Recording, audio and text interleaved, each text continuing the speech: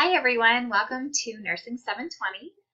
We are in our second module, so it's hard to believe that we're already 3 weeks into the semester. It just seems like things are flying by quickly. I wanted to go over with you a few things about this module. So if you click on the content folder, it will bring you to two wonderful presentations, Chapter 2 and Chapter 3.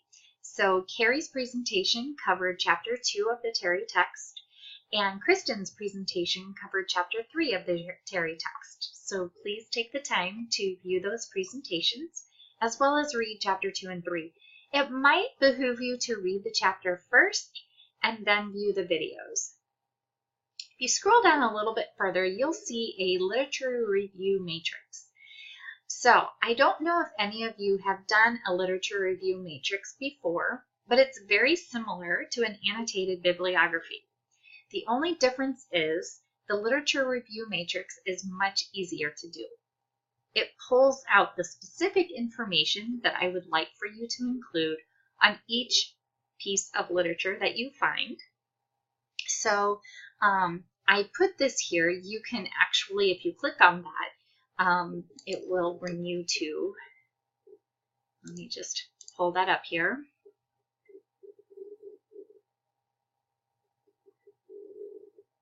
Okay, it'll bring you to a Word document that is actually a living, breathing document. So you can actually type into this document and save it. And I have it listed here in module 2. So that way then you can start putting your references together that you've collected and will be collecting throughout this course. And at the very end of the course, you will turn this in. So these are prospective pieces of literature that you've already researched and will be researching that will be important for your Chapter 1 for your capstone project. If you notice in this final section, it's the level of evidence. You do not have to worry about this column just yet. We're going to be talking about levels of evidence in Module 6.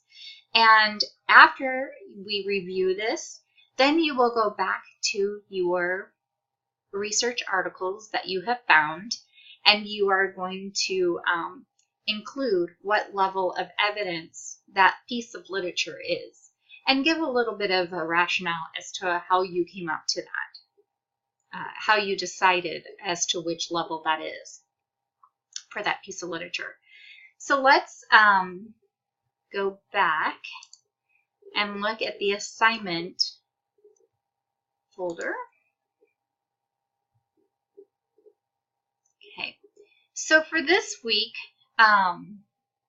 and here it says add information video explaining the need for references. I will go ahead and make a brief video probably tomorrow, just so I'm not overloading you with videos specific to references, and maybe incorporate a little bit of that literature review matrix in the explanation as well. So you'll see that on my screen. You don't see that on yours. You see that now with this video, but like I said, I will add a video into this area tomorrow. Just like I said, I don't want to overwhelm you with videos right now. So this is the assignment tab for the background, significance, and problem statement for your capstone project. And this is the rubric. So let's talk a little bit about this.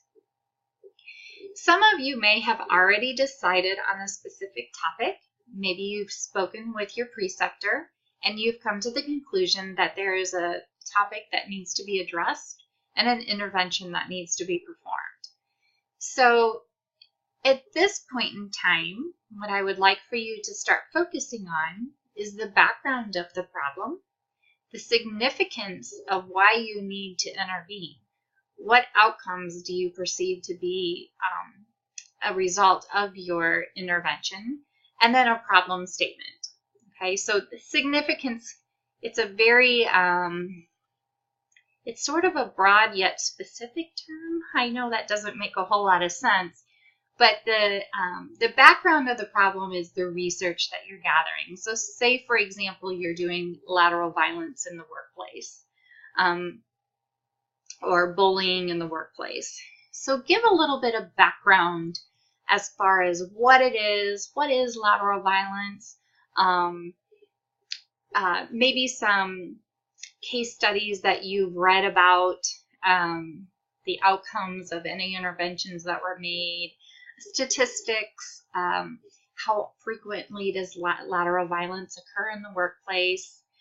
That can also tie into the significance. What happens when nurses are victims of lateral violence? What's the retention in those units where this occurs? The turnover rate of nurses? The psychological impact that it has on people who are being bullied in the workplace. So that is a really key component of the significance of lateral violence. And then the problem statement. So a problem statement is simply a couple of sentences, or if you want to make it a little bit longer, that's okay too. Basically saying the specific, this is the problem that you will be addressing. So like I said, sometimes I've seen problem statements that are very lengthy, but they needed to be in order to really address and conceptualize the problem that was going on. Or I've seen problem statements simply that was a statement. It was just 1 or 2 sentences. So really, it depends upon your area, the capstone project that you're going to be working on. So if you have questions about that, or if you want to shoot me, hey, I was thinking of, not shoot me, but shoot me an email saying, hey, I was thinking about this with my problem statement. What do you think? We can talk about it. So I hope that answers your question. If you do not have a specific project or implementation in mind, don't worry. What you can simply do is think about a project that you might be doing. And you can construct your background, your significance, and your problem statement. Now, I do want to tell you that it is not uncommon at this stage, or even in a couple of weeks from now, or even in a semester from now, where topics have to be changed. Okay? There might be, I'll give you an example. Say, for example, you are with preceptor A, and she or he had given you a project that she would, or he had really want you to work on. Okay? All of a sudden, without any warning, preceptor A no longer works at the facility. And you have to find another preceptor. Perhaps it's in a different unit, or perhaps that preceptor has a completely different idea about how to run your capstone project. If you choose to go with well, you'll have a different preceptor if the other preceptor had left and you have no contact with them. I'm not saying that that situation happens. I'm just saying it could happen. It happened sort of to me when I was doing my dissertation. My chair retired. They gave her a beautiful retirement package that she couldn't pass up, and so she left. Retired. She didn't leave. She retired. So I had a different preceptor then. Chair. I had a different chair for my dissertation committee, and she did not like my topic at all. And I had already done the literature review. I already had about 75 pages of my dissertation under my belt, but she didn't like it. So I had to change. I had to do a 180 basically and scrap my original idea. Things like that can happen. They don't happen very often, but I just want you to know to be flexible. So if you do not have a specific topic in mind, just think of something that you might want to do that might be applicable to the facility that you're going to be completing your practicum. Construct your background, your significant, and the problem statement. Once you've done that, you would be surprised if you take that back to your preceptor, and hopefully by now most of you have all of your preceptors secured. If you don't, please work on that. But if you've done the homework on that and you've pitched it to your preceptor, and this is actually something that the facility where you are working your practicum could use, they can say, wow, yeah, you've done your homework. This is really legitimate. We could really make this happen. We need this implementation. You can sell them on that idea. But just be flexible. Don't worry if you have to change.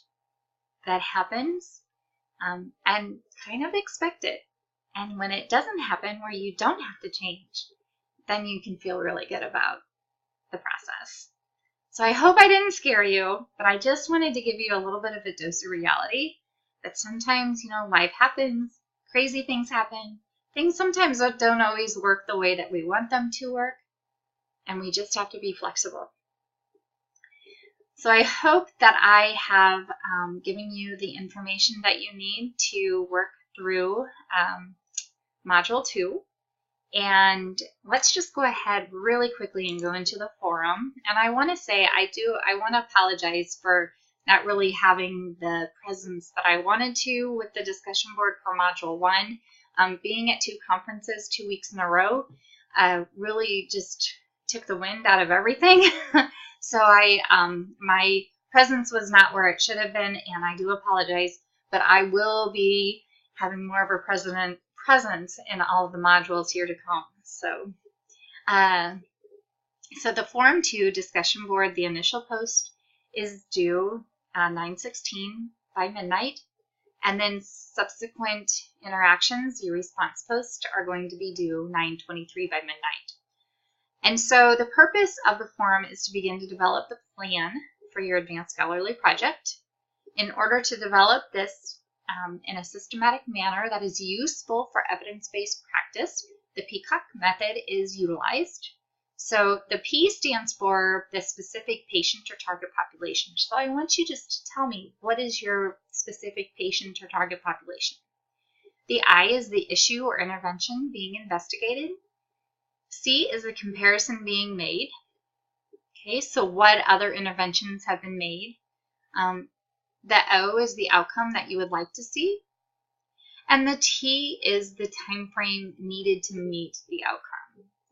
So just share your PCOT with us, and then you will be responding to your post peers.